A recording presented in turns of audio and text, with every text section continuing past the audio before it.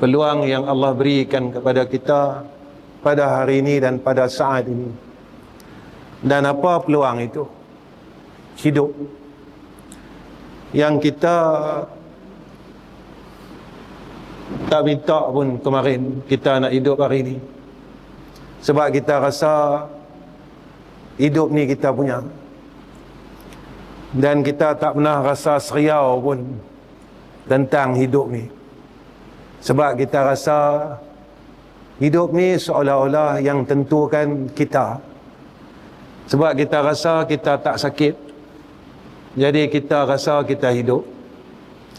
Kita rasa bukan duduk di dalam satu negara yang berperang, jadi kita rasa esok aku hidup. Kita terlupa yang pegang hidup kita ni Allah Ta'ala. Kita terlupa tentang tu. Sebab itu rata-rata semua orang tahu bangun daripada tidur, doa tidur ni adalah satu doa yang mengajar kita tentang syukur. Alhamdulillahillazi ahyana.